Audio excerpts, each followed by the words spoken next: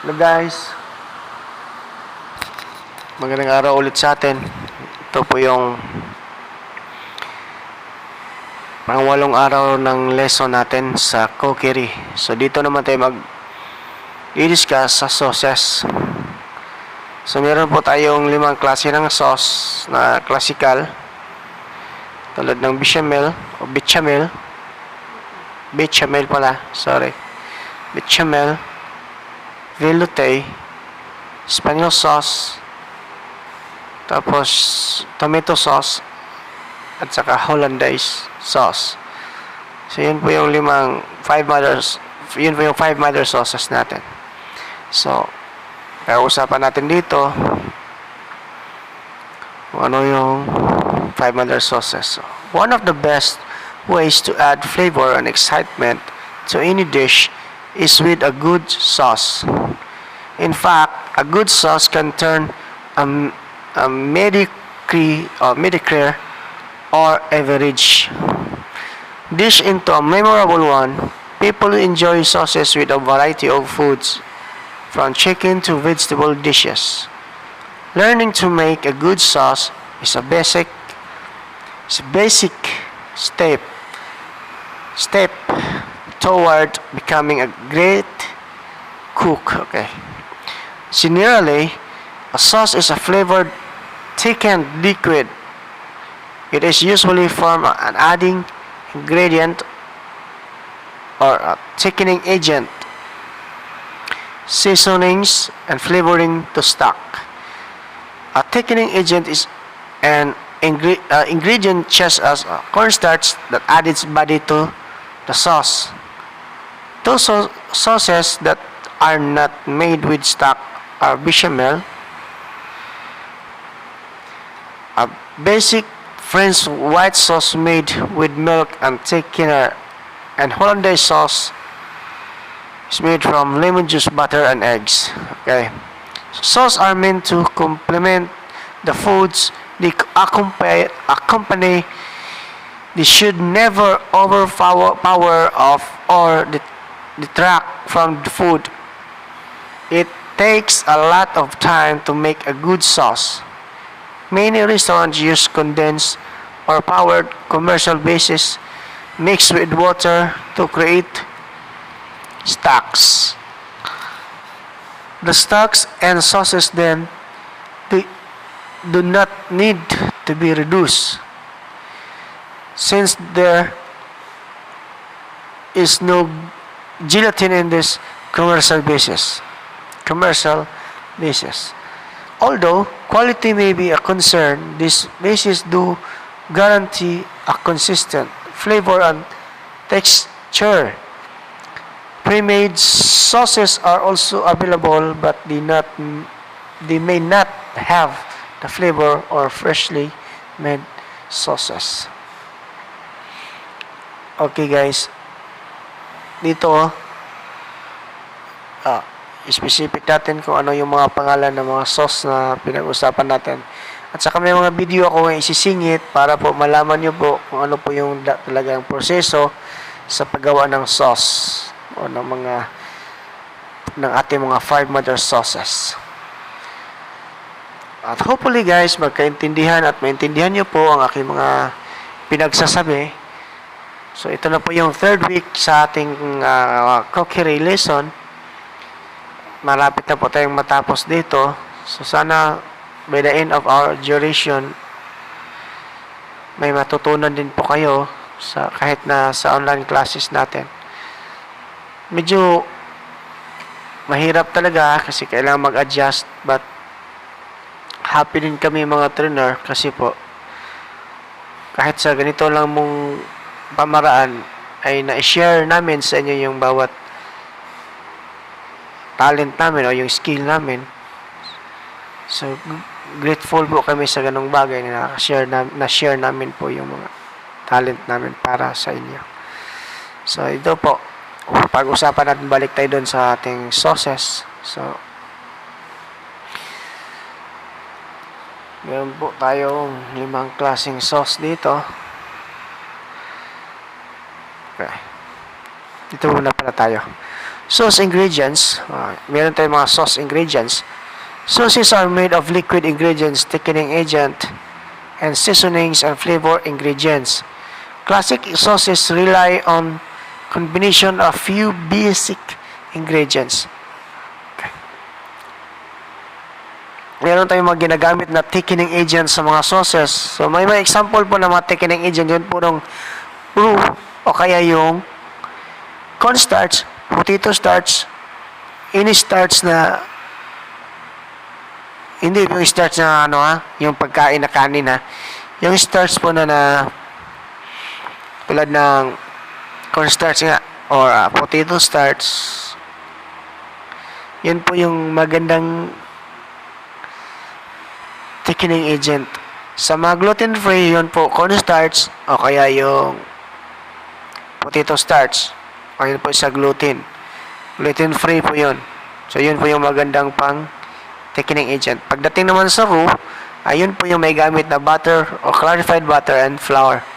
So, pag-uusapan natin yan mamaya at saka makarating din tayo doon sa topic na yun sa thickening agent. Dito muna tayo sa liquid ingredients.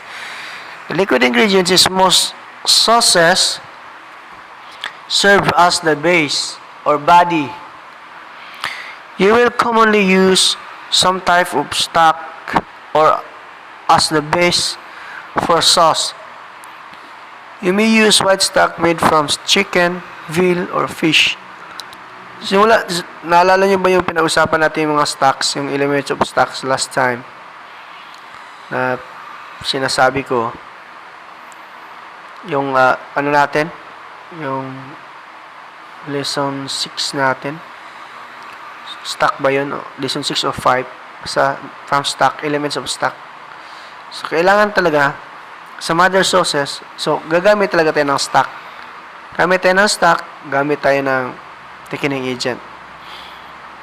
So, hindi pwede na walang thickening agent sa sauce kasi kapag walang thickening agent, stock lang din po ang nagiging resulta sa product natin, hindi magiging sauce. So, tulad ng chicken, veal, or fish, yun po yung elements of stocks ginagamit natin. Then, okay. Saan ba tayo? Other sauces call for brown stock. May mga, yes, yung mga brown stock, yun po yung ginagamitan ng roasting na process para sa stock. And then, brown roux dun po ang gagamitin natin doon para makagawa tayo ng sauce. Vinegar or tomato products may be added to sauces for acidity. Sometimes milk is used as a base. Okay? Clarified or drawn butter is another liquid ingredient in sauces. Thickening agents, a major difference between stocks and sauces is that a sauce must be thickened. Most thickening agents are forms of starch. Starch granules will absorb moisture when placed in a liquid. A process called gelatinization, most sauces use this process in thickening agent. Gelatinization, yun po yung reduction of stock. So, yun po yung 50% of stock na na-reduce, yun po yung gelatinization. Kinuha natin doon. So, magiging base na po natin yung gelatin na yun para sa paggawa ng sauce. So, meron tayong pinagsasabi dito, marami. Thickening agent, yun po yung starch. Yun po yung starch, tulad ng cornstarch o kaya potato starch. Yun po yung mabisa sa mga gluten-free. Okay. A good sauce will have these 4 characteristics. No lumps, a flavor that is not floury or pasty, sticks to the back of a spoon, will not break apart when it cooks down. Okay. Ito muna tayo. So, hindi po siya pangit tingnan. Yun po yung sinasabi dito. No lamps. Lamps. Okay. No lamps. Ano ba yun? So, yun po yung mga medyo maliit na mga solid. Yun po yung tinatawag nating may mga para siya, kung tingnan mo siya para siyang granules maliit, bilog-bilog. So kapag mayroong ganun ng sauce mo, hindi po siya yan, it's not a good sauce, that is a bad sauce. Ganun po ang mangyayari. So kailangan wala yan. Kasi kaya, number one, pagkatapos mo gumawa ng sauce, kailangan mo siyang salain. A flavor that is not floury or pasty. So yun po, yung flavor niya, hindi mo malasahan yung flour, kundi ang malasahan mo, yung katas talaga ng karne. O katas ng flavor na ginagamit tulad ng marpwa, tsaka yung buto, tsaka yung chicken. So chicken dapat ang lasa ng sauce natin, hindi magiging baka. Kasi may specific flavor po yan eh. Sticks to the back of a spoon. Yun po. Yung sa kutsara, kapag dinaanan mo ng daliri mo, so ang mangyari, hindi siya tutulo. Didikit pa rin siya doon sa likod. Pag walang tulo na mangyayari. Yun po yung tinatawag na good sauce. Pag ganun. Will not break apart when it cooks down. So kapag yan po, anong mangyayari, yung consistency niya ay perfect. So yun po yung sauce na good sauce. Okay? Thickening agents include flour, cornstarch, arrowroot, instant starch, breadcrumbs, vegetables puree, flour bread or all-purpose flour is most often used to thicken the fat from the pan in which the entry has been sauteed. Flour may also be combined with butter that has just been melted as a quick way to thicken a sauce or soup. Yun po. So, sa ating mga thickening agent, yun po ang include doon yung flour, cornstarch, arrowroot, instant starches, breadcrumbs. Yung breadcrumbs, pang palapot yun kasi po yun eh. Tinapay din po yun. So, nagdadagdag din po siya ng thicken sa pagkain. Or puree. Yung puree, kapag gumagamit ka ng mga tulad ng tomato sauce, so ipupure mo yun, hindi mo na kailangan ng thickening agent na raw kasi tomato sauce naman yun. Or flour bread, yun po, yung mga kadalasang ginagamit para magkaroon ng chicken o kaya yung desired consistency makuha natin sa sabaw o kaya sa sauce. Okay. Cornstarch is a powdery, dense flour with almost twice the thickening power of flour. It is often used in desserts and sweet sauces. A sauce made with cornstarch will be almost clear in appearance and have a glossy texture. Okay. Yun po yung cornstarch. So, napapansin nyo po, kapag gumagamit kayo ng cornstarch, sample natin sa dessert, tingnan nyo yung kutsinta ba yun o yung mga maha. So kita nyo diba para siyang transparent or clear yung appearance. Kasi po yung cornstarch po, yun po yung pinong-pino na wala yung talaga siya. Wow. Pine, pinong-pino talaga. So kumbaga parang na-refine siya. Okay. Arrowroot is similar to cornstarch but more expensive. It is made from the roots of several tropical plants. Arrowroot creates a clearer, di masyadong klaro. Clearer sauce than cornstarch does. Okay. Mas klaro siya kaysa cornstarch. But, sa totoo lang, hindi pa ako gumamit ng arrowroot. Hindi pa po ako gumamit yan. Hindi ko pa po nasubukan gumamit yan. Ang nasubukan ko po yung potato starch. Yung potato starch ay part of root din yun kasi from kasi yun sa lupa. So, baka magkaparehas lang sila. Kasi kapag gumamit ka ng potato starch, mas maganda siyang gamitin kaysa cornstarch. Ang cornstarch kasi pag matuyo yan, ang mangyayari, nagiging buhol-buhol, bilog-bilog. Ang potato starch kasi, pag siya ay natuyo, nainitan tapos natuyo siya, bumababa. Pag binabasa mo siya ulit ng tubig, bumabalik naman yung ganda niya. Yun po yung potato starch. Yun po yung kaibahan nila. Saan na ba ako? It also used in frozen foods because the sauce will not break down when it's frozen and then reheated.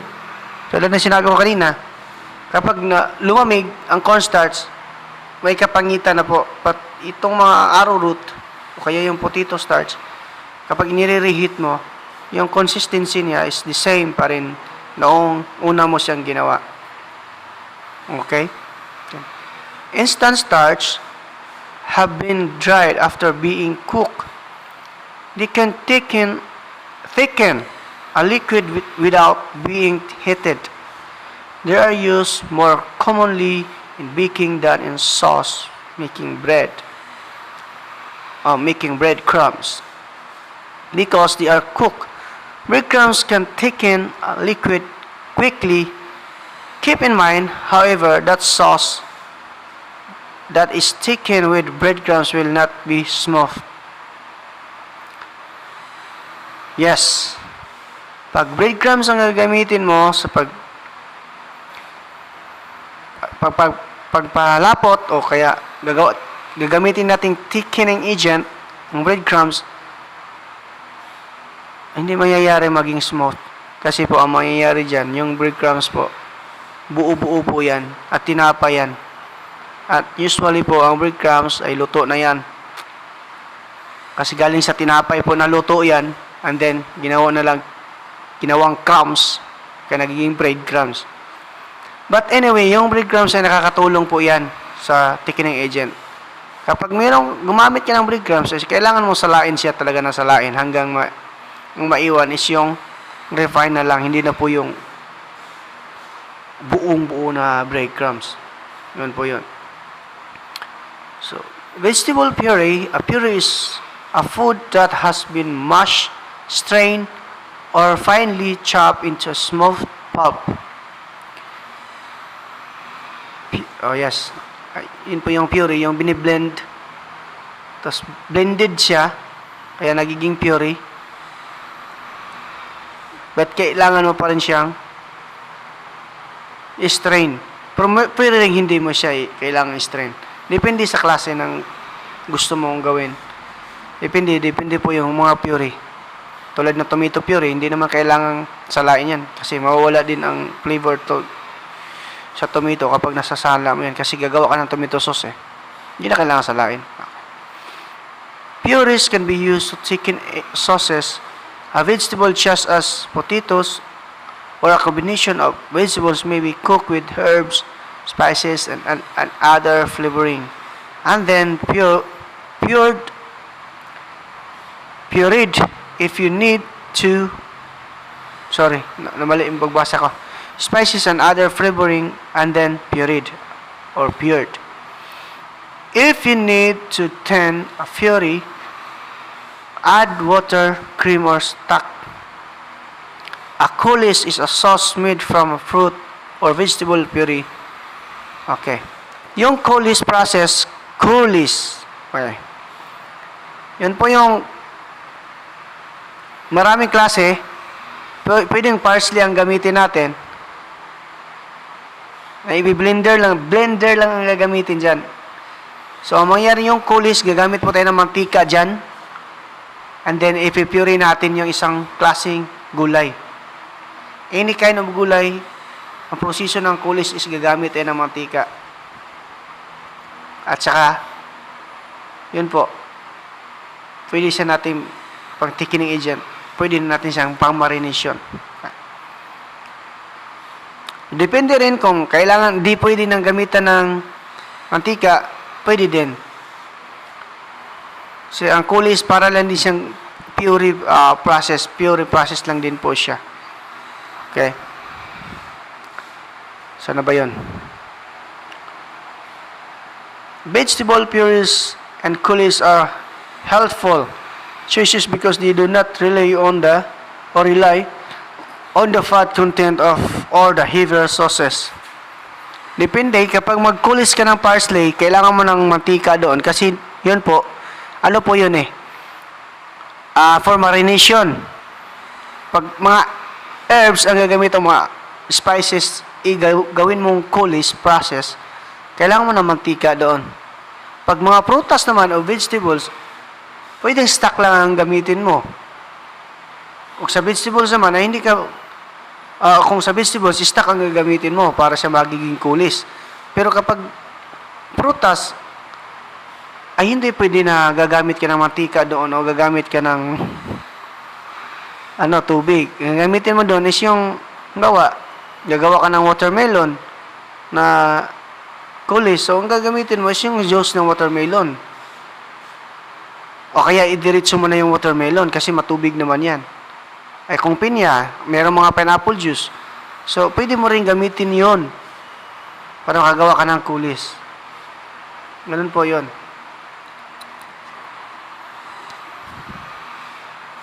Nandito naman tayo sa the 5 mother sauces. So guys, ito isisingit ko po dito ang video sa bawat pangalan ng mother sauces natin. So meron po tayong velouté. So ang velouté po guys is a white stock that uses on a raw and clear stock. So may kamalian dito na konti. Yung raw, bland raw po ang gagamitin natin sa velouté ha. Bland raw. Sauce tomato o kaya tomato sauce. Tomato sauce is a tomato sauce that is flavored with herbs, aromatic vegetables, and pork. Pindi, pag gumawa ka ng mga bolognese, so siyempre, kailangan mo ng tomato sauce doon. Pork ang gamitin, o kaya beef or chicken, any ground meat, pwede yung paggagamitan. Any kind of meat, pwede mo gamitan. Pero, usually, ang ginagamit dyan sa tomato sauce, lalo na pag fresh tomato sauce, wala siyang raw, wala siyang thickening agent. Ang mangyayari po dyan is reducing lang po yan. Reduce hanggang makuha mo yung tamang desired consistency ng tomato sauce. Yun po yun. So dito naman tayo sa bechamel. Yun po yung in other words, and i-specific natin, yun po yung milk, then white roux. Yun lang po. So, iinitin mo lang po yung gatas, lalagay ka ng white roux, and then stirring lang ng stir until it comes fluffy. Kasi kapag ang mangyayari dyan, kapag hindi mo siya i-stir, ang mangyayari po dyan, hindi siya magiging stir. Magiging siya, istong. Ay, joke lang. Hindi, magiging siya. Pag hindi mo siya i-stir, ang mangyayari dyan, mabuhol-buhol. So, kailangan talagang i-stir mo yan hanggang makuha mo yung desired na consistency ng bechamel. Okay. Dito naman tayo sa Hollandaise sauce. So, Hollandaise sauce, yun po yung egg yolk, butter, lemon juice, and the reducing of vinegar. pwede kayong gumamit ng pwede kayong hindi na mag-reduce ng vinegar, but in the right process, kailangan talaga ng vinegar dyan na i-reduce kasi yun po yung tawag dito, magbibigay ng sa tawag dito, masabi-sabi. Yun po yung mag-corporate po siya doon sa Hollandaise. So, kapag mayroong vinegar. Pero kapag wala naman, okay lang din. Ayos lang din naman. At least makuha mo yung right consistency o kaya yung desired natin na consistency sa Hollandaise sauce. Don't worry kasi pakita ko po sa inyo lahat ng mga doon. Proseso dito sa video. Kaya kailangan mo tapusin ang bawat video na pinapasa ko dito sa Google Classroom. Panoorin nyo nang mabuti para maintindihan niyo kasi sa inyo din yan eh. Kahit po tayo po ngayon ay online class, pero yung effort natin, kailangan bigyan din natin ng halaga. Kasi malapit na tayong matapos, pero dahil sa signal, marami tayong ina-adjust. Pero maaari sana pag-aralan natin ng mabuti yung pinag-uusapan natin dito sa ating cookery. So, Espanyol sauce. Espanyol sauce, hindi masyado makita. Kahit liit naman ito. Ang kuha po noon is brown stock plus brown roux. So, meaning po, yung brown stock natin at saka yung brown roux natin, combination po silang dalawa. So, yung brown stock, yung na sinabi ko, that is a long process. So, meron po siyang, pag nakuha po niya yung 50% of reducing ng ating stock, mag-create po siya ng gelatinization. So, yun po yung gelatinization, yun po yung, kahit sa bilote, yun po yung base natin. So, pag meron tayo nun, makukuha natin yung tamang flavor ng ating sauce. Balik mo na. Mali. Diretso. Kailang ha. Pakita ko po sa inyo ang video nito ha. Para malaman nyo na mabuti. So, mother sauces, 5 basic sauces are known as mother sauces or ground sauces. These sauces are all made by combining a liquid with a thickening agent. Compound sauces are made from these mother sauces. For example, a mother sauce just as bechamel forms the basis for an additional 5 sauces. Alright. So, mother sauces, ito po yung 5 mother basic natin. Itong mother sauces na to is lang to. Itong 5 ito, base po ito. So, maraming changes pag may nilagay ka na po ng iba. Tulad ng example ha, bigyan ko kayo ng example. Itong Hollandaise, kapag nilagyan mo po siya ng tarragon, is magiging Bernaise. Okay. Ito namang Espanyol sauce, kapag binibigyan mo po siya tawag ito. Sorry. Pag nilagyan na po siya ng mushroom sauce, iba na po ang pangalan, magiging red wine mushroom sauce o kaya mushroom sauce. So, may mag-iiba silang definition kada pangalan kapag nalalagyan na natin siya ng ingredients. So, ibig sabihin po, itong 5 ito is base lang talaga to. Base lang po ito. Dito tayo kukuha ng base para po kagawa tayo ng iba't ibang klaseng sauce. So, sana maintindihan nyo yung sinasabi ko. So, in the future, maintindihan nyo yan. Ito pala yung sinasabi ni chef na ganitong ganyan. Sa white sauce, may pangalan din tayong Alfredo sauce. Meron din tayong itong tomato sauce, meron din tayong marinara dyan. So, napakaraming napakaraming pwedeng ipangalan kapag gumagamit tayo ng mga base dito. sa 5 basic nito. Sa basic sauce na to. Okay, dito tayo sa Espanyol. Espanyol sauce. Made from thickening agent or thickened brown stock. Tama ba? Mali man. Made from thickened brown stock. Yes, tama naman. Yung thickened brown stock, yun po yung gelatinization, yung gelatin na nakuha natin sa mga buto. Yung pag-reduce natin ng 50%. So, magiging ano po siya, thicken na po siya. But, kailangan pa rin yan ng roux, brown roux, para mas makuha niya yung tamang thicken o yung desired consistency ng sauce. Sauce Espanyol po ang tawag nun. Espanyol, Espagnol. But in French word, Espagnol. Okay. Which is French from Spanish sauce. Which is French for Spanish sauce. Also contains some types of tomato product in general. This type of sauce has few added seasoning. Demi-glace. Yun po yung reduce na stock natin. Yun po ang tinatawag na demi-glace. Yung na-reduce na stock. Yung nakuha natin na 50% na form ng gelatin. Demi-glace po ang tawag nun. It's made from sauce Espanyol. Okay. Yung base niya, yun po yun. It is half Espanyol sauce and half brown stock that has been reduced by half. Demi-glace comes from the French of half glaze. Okay. Or for half glaze. Demi-glace forms the basis for many compound brown sauces. Some chefs use demi-glace more often than they use Espanyol sauce as an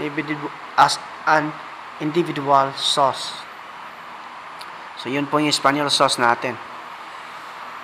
So, yung Espanyol sauce from demi-glace. So, ipapakita ko po ang video dito. Panoorin nyo ng mabuti. Brown sauce, or Espagnol, is one of the 5 classic mother sauces. A properly made brown sauce should be rich and full-bodied. In a heavy saucepan, heat clarified butter and saute medium diced mirepoix until well caramelized.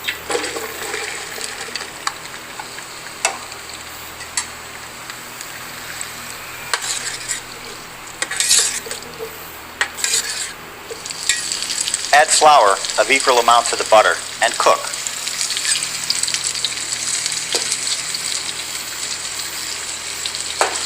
Stirring frequently to produce a brown roux.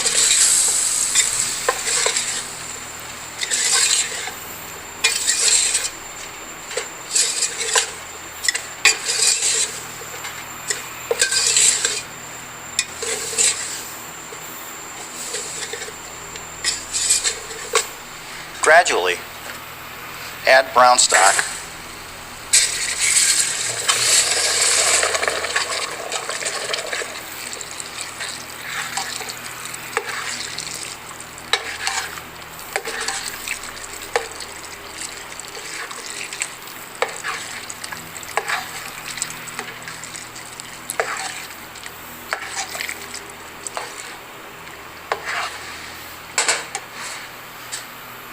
Add tomato paste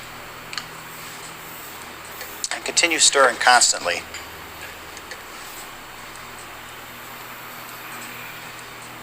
Bring the sauce to a boil, add a sachet, and reduce to a simmer. Simmer for approximately 1.5 hours, allowing the sauce to reduce.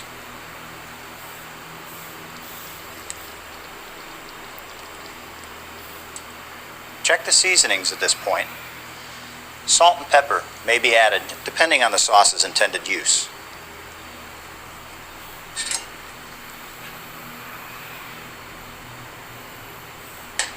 Skim the surface for impurities if needed. Strain the sauce.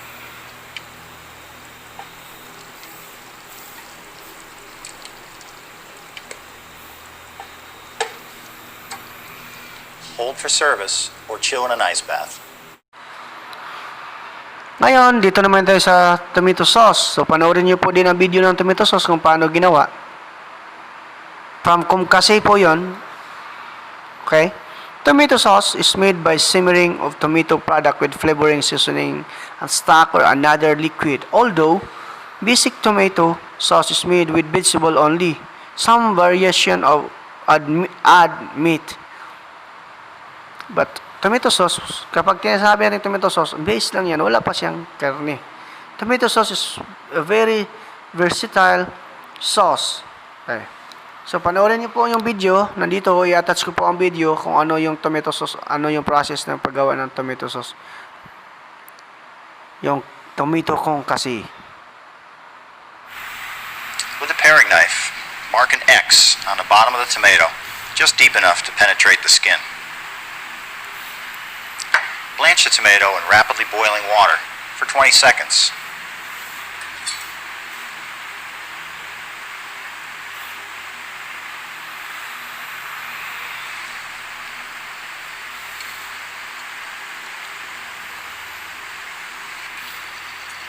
Refresh it in ice water.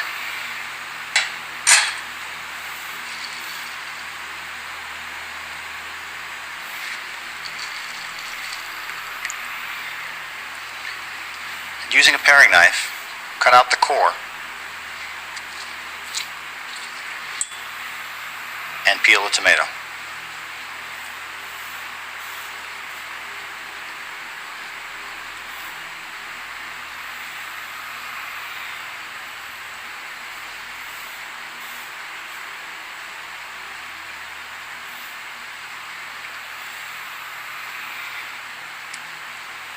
Cut the tomato in half horizontally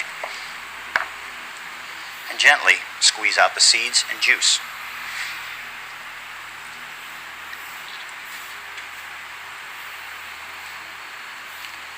Chop or dice the tomato as desired for the recipe.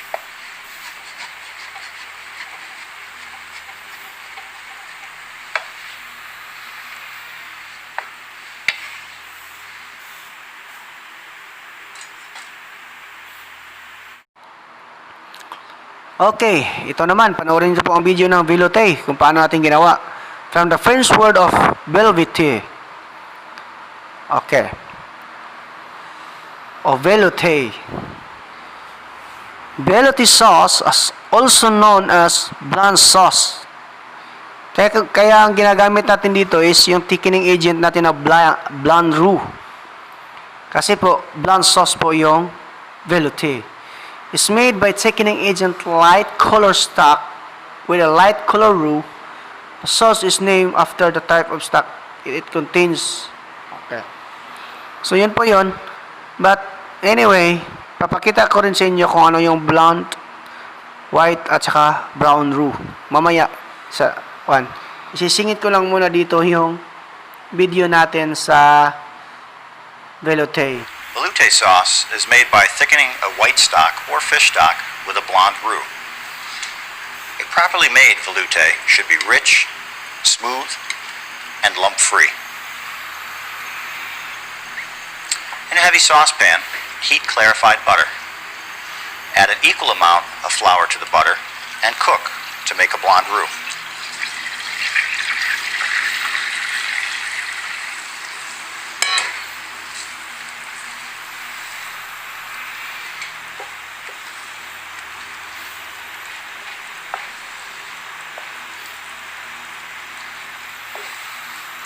Gradually, add white stock to the roux, stirring constantly to prevent lumps.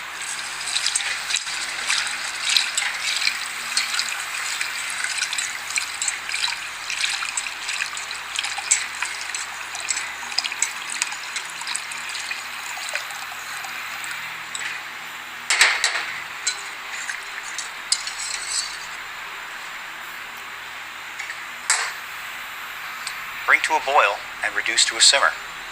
Simmer for approximately 30 minutes, allowing the sauce to reduce. Check the seasoning at this point. Salt and pepper may be added, depending upon the sauce's intended use.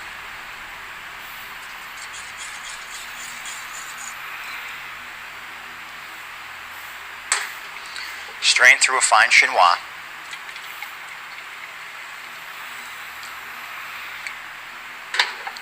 Hold for service or cool in an ice bath for later use.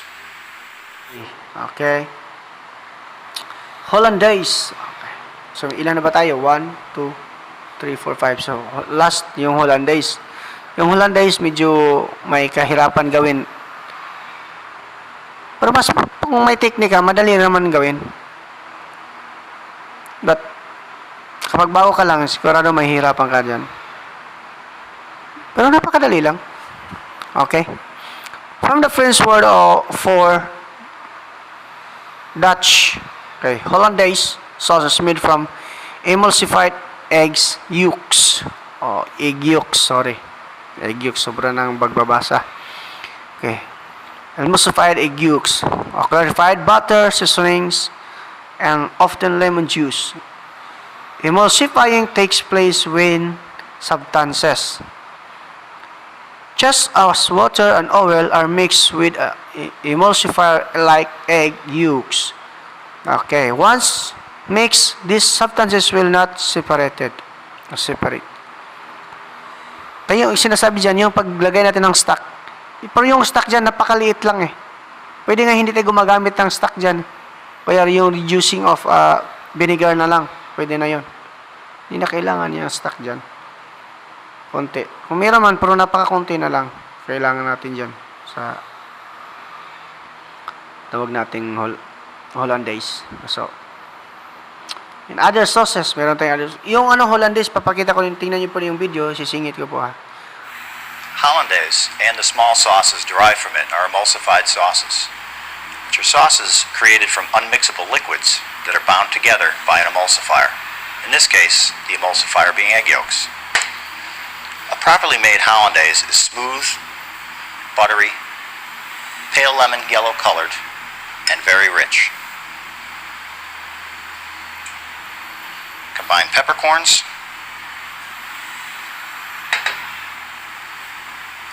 with vinegar and water in a saucepan and reduce by 1/2.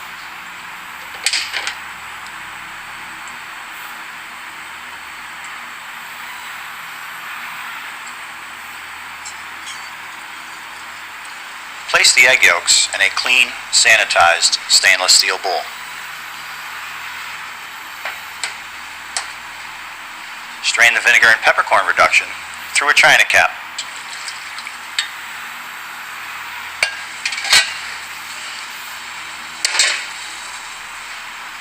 Place the bowl over a double boiler, whipping continuously with a wire whip. As the yolks cook, the mixture will thicken.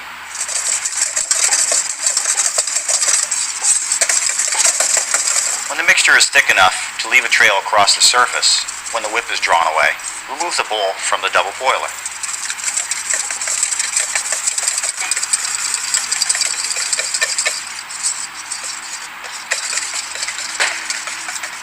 Whip in a portion of your lemon juice at this point to stop the cooking process.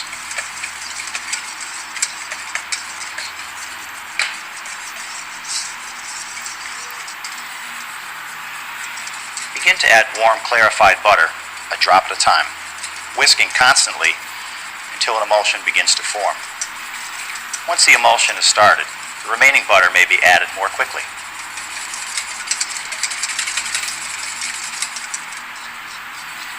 Whip in the remaining lemon juice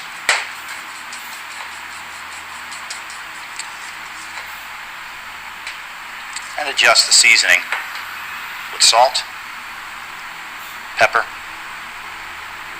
and cayenne.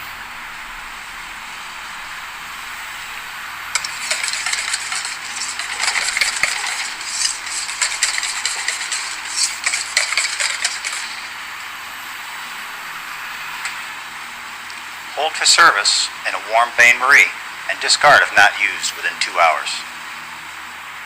Okay, other sauces. From the 5 basic mother sauces come hundreds of different compound sauces. For example, adding olive oil and herbs to a basic tomato sauce creates a marinara sauce. Tulad sinabi ko kanina, yung tomato sauce, magiging marinara na yan. Paglagyan mo ng olive oil at saka herbs.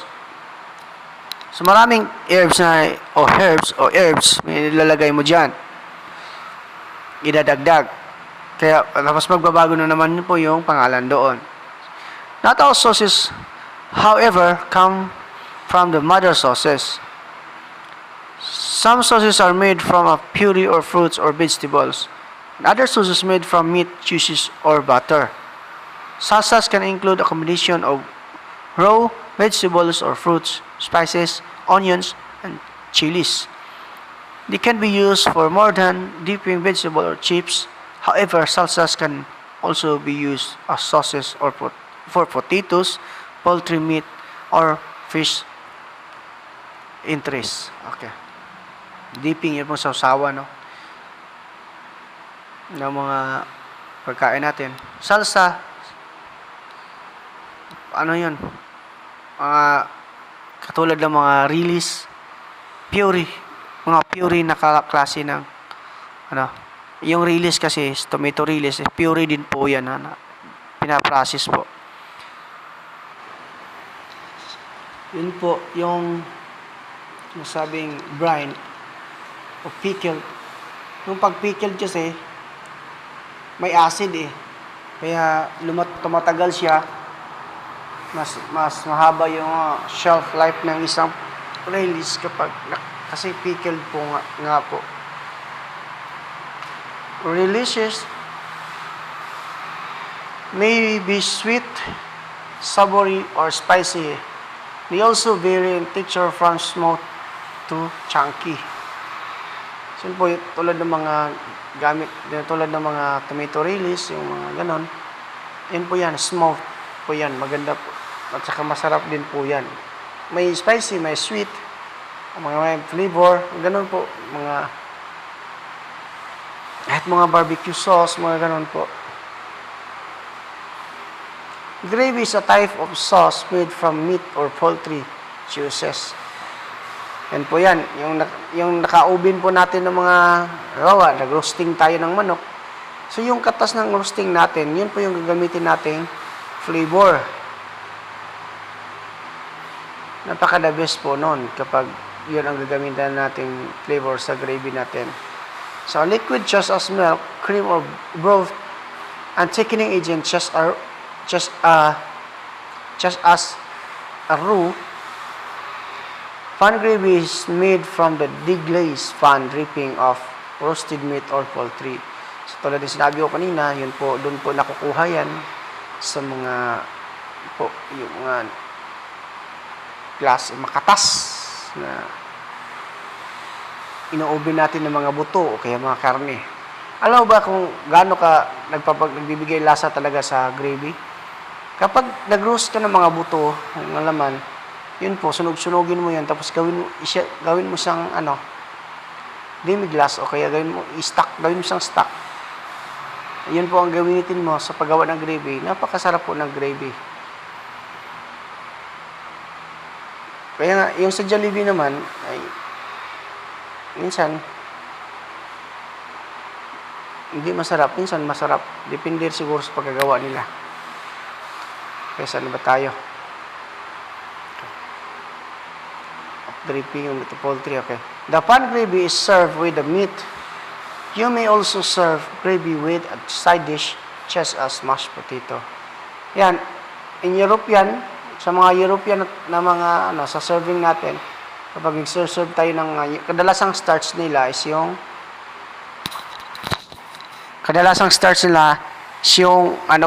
potato. Kaya pasta. But mostly po sa potato, yun po yung ginagamitan natin ng gravy. Kaya ini brown sauce. Yun po yung ginagamitan natin dyan.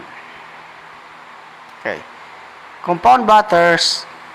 You can make a compound butter by adding seasoning to soften butter. You may have eaten at a restaurant where herbs such as basil, chives, or parsley have been blended into butter served with the bread. Yan sinasabi natin garlic bread, mga ganon. Mga parsley, pinaglagay doon. Then, tapos ayan, nilalagay sa sabaw, sa mga French soup, ganon. Sa atin, hindi pa na masyadong uso yan. Iwan ko lang kung may kumakain ba sa atin na mga ganun. Ang tinapay, imbis sa sabaw, lagyan ng croutons, mga ganun. Okay. Sometimes, a compound butter is placed on the top of piece of fish or meat just before serving it. Yan po. Yan. Napapansin nyo. Diba, kung mag-order kayo ng sabaw o kaya yung mga cream soup, tagtaka kayo, nilalagyan ng butter, tapos ikaw na magtutunaw doon, ikaw na mag-mix para magkaroon ng flavor yon. Yan po yung purpose doon. As the butter melts, its flavor the food, it also makes an elegant presentation. Yun po, yun yung sinabi ko kanina. Alright. Independent sauces, apple sauce, cocktail sauce, sweet and sour sauce, and barbecue sauce are four common examples of independent sauces. These sauces may be served hot or cold. Ayan po. Yung independent sauces po, yun po yung tinatawag na apple sauce. Yung apple sauce, kapag sa European po tayo, base po tayo sa European, kapag tayo ay nagsiserve ng pork o mga roasting pork, ang gusto nilang partner na cold sauce doon is po yung apple sauce.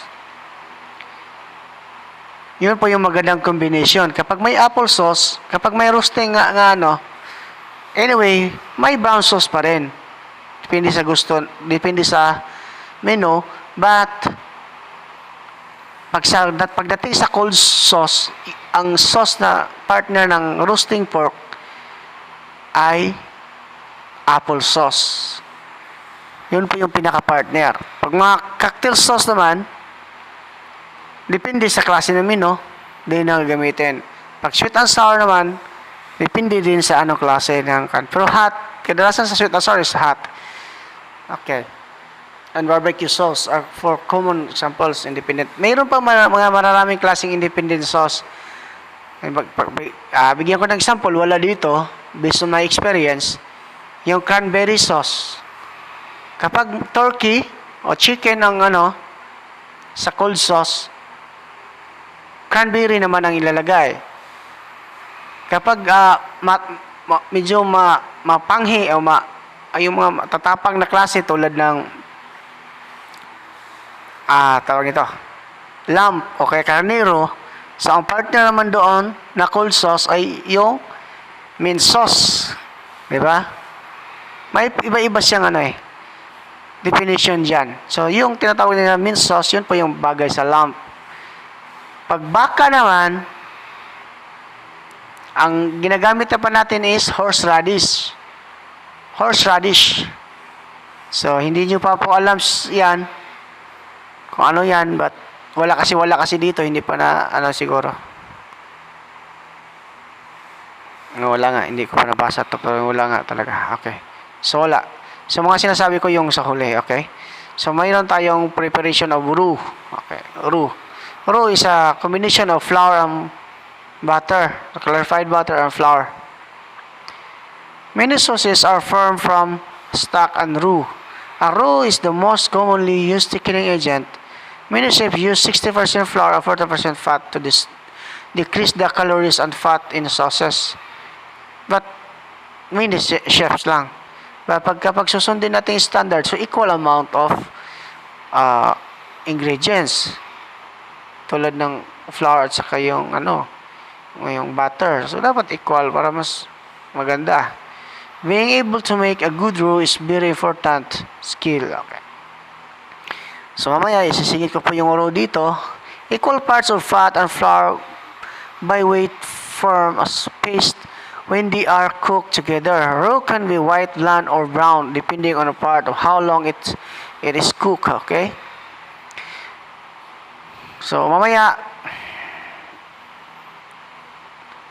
meron tayong picture dyan sa brown roux at saka sa bland and brown and white roux. Okay. Stock basis. The first word for stock is fund. Okay, good. Fund. Yun po yung stock word, word ng French. Meaning bottom ground, and base. Since the 16th century, the quality of sauces and soup has depended upon the stocks that are used in their base. Learning the skills of making stocks will allow you to build sauces and soups on a strong foundation. A stock is the liquid that forms the foundation of sauces and soup. Simmering various combination of bones, vegetables, and herbs extract their flavors to create this foundation. Alright. So, yun po, yun. Ayan po, yung roux. Roux is a thickening agent that thickens sauces, soup, and stews. The basic ratio by weight of roux is equal amounts of butter and flour. This ratio can be adjusted depending upon the quality of the butter. Cooking flour in butter inactivates an enzyme that, if not destroyed by high heat, interferes with the flour's thickening ability. A good roux is not wet or dry and does not stick to the pan while cooking. The three basic colors of roux are white, blonde, and brown. White roux, barley colored. Blonde roux, golden straw color with a slightly nutty aroma. Brown roux, deep brown color with a strong nutty aroma. So nakikita niyo dyan sa picture, yun po yung roux na white bechamel sauce ang ginagamitan yan, cream sauce and soup, white stews, okay? Blonde roux, velouté soup sauces of white stews, okay? And brown roux, dark sauces, dark stews, Spanish sauce. Yan po yung purpose ng tatlong yan. So pag-studyhan nyo po ng mabuti yan. Okay? So dito po, tatapos muna ang ating pangwalong topics natin o lesson natin sa cookery. So maraming salamat at sana matutunan nyo pa ang iba pang mga tinuturo ko sa inyo at naintindihan nyo po ng mabuti. Kung ako po ay nabubulol, ayan, yun na. Kasi po, sa dami na binabasa ko, yung dila ko ay bumabaluktot na. So pasensya na kayo sa mga ganon. Thank you and God bless sa ating lahat.